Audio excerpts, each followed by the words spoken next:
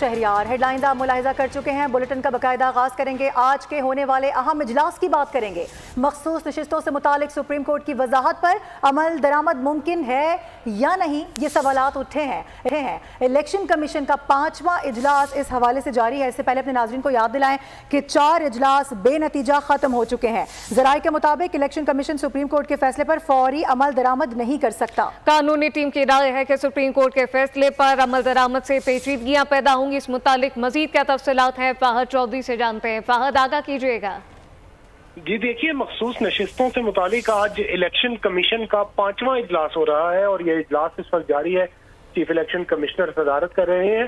कानूनी टीम आज अपनी हतमी राय देगी और अभी तक जो है वो कानूनी टीम की जानिब से ये मारूजात पेश की गई हैं कि अगर सुप्रीम कोर्ट के फैसले पर अमल दरामद किया गया तो इससे कानूनी पेचीदगियां पैदा होंगी, पार्लियामेंट की तौहीन का खदशा भी है और चूंकि इलेक्शन एक्ट जो है वो तरमीम शुदा इलेक्शन एक्ट आ चुका है तो कानून जो है वो लॉ ऑफ द लैंड, उस पर अमल दरामद करना ज्यादा जरूरी है। बहरहाल हतमी फैसला आज इम्कान है कि इलेक्शन कमीशन कर लेगा और कभी इम्कान है कि सुप्रीम कोर्ट में एक मुतफरिक दरख्वास्त आज दोबारा दायर की जाएगी इलेक्शन कमीशन की जानिब से, जिसमें फिर से इस जो कानूनी पेचीदगी है, जो बहरान सामने आ रहा है, उस पर जो है वो गाइडेंस तलब की जाएगी सुप्रीम कोर्ट से। सुप्रीम कोर्ट से मजीद गाइडेंस तलब की जाएगी। साथ साथ मखसूस नशिस्तों का ये मामला है, सुप्रीम कोर्ट की वजाहत पर अमल दरामद मुमकिन है या फिर नहीं, जबकि इलेक्शन कमीशन का 5वां इजलास इस वक्त जारी है। कानूनी माहिरीन ब्रीफिंग देंगे। जराये के मुताबिक इलेक्शन कमीशन सुप्रीम कोर्ट के फैसले पर फौरी तौर पर अमल दरामद नहीं कर सकता। कानूनी टीम ने इलेक्शन कमीशन को अपनी तजवीज़ पेश कर दी है, जबकि कानूनी टीम की ये राय है कि सुप्रीम कोर्ट के फैसले पर अमल दरामद से मजीद पेचीदगियां पैदा हो जाएंगी। सुप्रीम कोर्ट के फैसले पर अमल दरामद से इलेक्शन तरमीमी एक्ट मुतासर हो जाएगा। तमाम सूरत हाल से तफसीलन फाहद चौधरी अपडेट कर रहे थे। आपका शुक्रिया। और अपने नाज़रीन को ये भी बता दें कि इस वक्त अहम फैसला जारी है। मखसूस नशिस्तों का केस किस करवट बैठेगा, इस हवाले से कुछ ही देर में यकीनी तौर पर सामने आ जाएगा कि क्या कुछ होने जा रहा है। फिलहाल जो अभाम उठे हैं वो जो इलेक्शन कमीशन की जानिब से बार बार ये बात की जा रही थी कि अगर बहुत जल्दबाजी में फैसला कर लिया जाए तो फिर इसमें क्या मसाइल आ सकते हैं। मखसूस नशिस्तों से मुतालिक सुप्रीम कोर्ट ने तफसीली फैसला जारी कर दिया है। अपडेट करेंगे आपको। मखसूस नशिस्तों के हवाले से अपडेट आ रही थी, 70 सफ़हात पर मुश्तमिल ये फैसला है। यकीनी तौर पर एक बड़ा फैसला दिया गया है। बात करेंगे जुल्करनैन इकबाल हमें ज्वाइन कर रहे हैं। जुल्करनैन, तफसीली फैसला जारी किया गया है, बताइएगा जराए क्या बता रहे हैं आपके?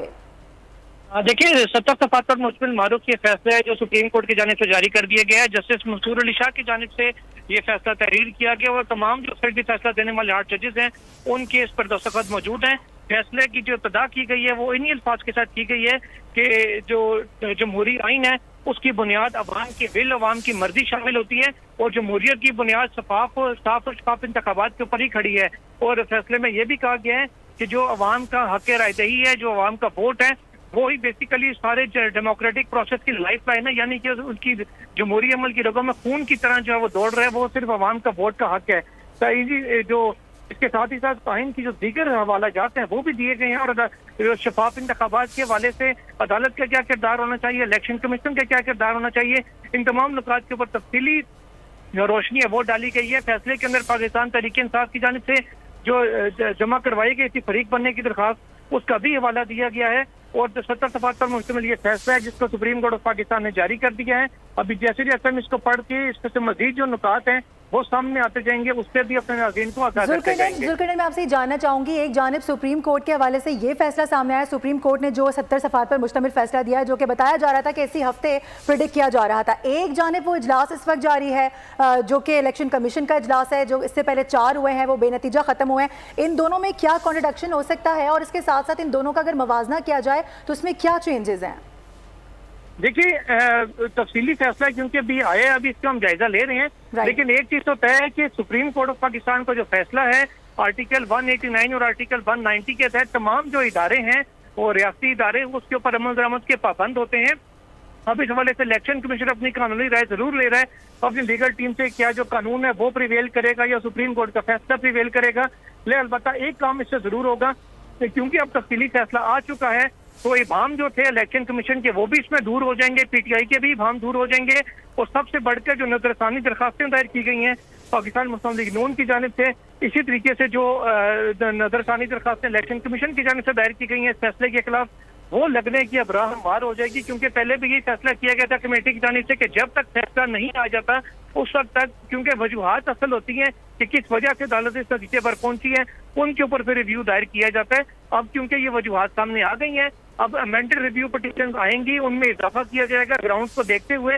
उसके बाद फिर ये नजरसानी दरखास्तें समाज के लिए मुकर्रर होंगी, फिर दोबारा से फुल कोर्ट 13 नुक्ते बैठेगा और इस नुक्ते को तय किया जाएगा कि आया फैसला दुरुस्त है, सुप्रीम कोर्ट अपने फैसले में बरकरार रहती है या फिर इसके ऊपर नजरसानी करती है, जिस तरीके से दरखास्तों में सदा की जाएगी। तो ये एक दरवाजा था नजरसानी दरखास्तों का जो बंद हुआ था तफसीली फैसला ना आने की वजह से, और कई इल्जामात थे इलेक्शन कमीशन को भी, जैसे बार बार इजलास बुला रहे थे, बेनतीजा खत्म हो रहे थे तरीके। अच्छा, जुल्करनैन आपसे ये भी जानना चाह रहे हैं कि जानिब तो इलेक्शन कमीशन की जानिब से ये वजाहत आ चुकी है कि वो बहुत जल्दबाजी में कोई फैसला नहीं कर सकते और इसी वजह से ये 5वां इजलास आज जारी है।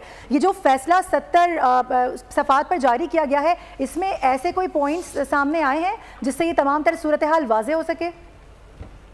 देखिए मारूफ, इसमें यकीनन जैसे कि पहले भी हमारे ज़राए में बता रहे थे कि ऐसे तमाम नुकात को एड्रेस किया गया है जिससे कि शायद भाम की और वजाहत की जरूरत ना रहती, लेकिन फिर भी सुप्रीम कोर्ट ने इलेक्शन कमीशन को उनकी दरखास्त पर एक वजाहत जारी कर दी थी।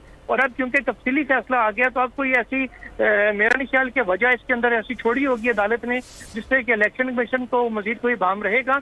अलबत्ता एक सवाल सिर्फ जरूर इलेक्शन कमीशन के सामने बचा है, वो ये कि जो इलेक्शन तरमीमी एक्ट था जो कुछ अर्सा पहले तरमीम की गई फैसले आने के बाद पार्लियामेंट की जानिब से, उसको ज्यादा वेटेज देना है, उसके ऊपर अमल दरामद करना या सुप्रीम कोर्ट का फैसला प्रिवेल करेगा।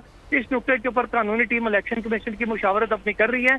आज भी जैसा आपने बताया कि इजलास अभी जारी है, उसके अंदर इसी नुक्ते के ऊपर ही वो जायजा लिया जाएगा कि किस चीज को प्रायोरिटी देनी है। इलेक्शन कमीशन तौहीन अदालत से बचेगा या तौहीन पार्लियामान से बचेगा? बिल्कुल, तौहीन अदालत तौहीन पार्लियामान के दोनों ही सामने। अब देखना यह कि इलेक्शन कमीशन इस हवाले से क्या राय रखता है, क्या फैसला लेता है। अपडेट करने के लिए बहुत शुक्रिया आपका Zulqarnain. Supreme court practice and procedure committee का इजलास आज शाम 4 बजे होगा। सराय के मुताबिक इजलास के एजेंडे में आर्टिकल 63 फैसले पर नजरसानी शुदा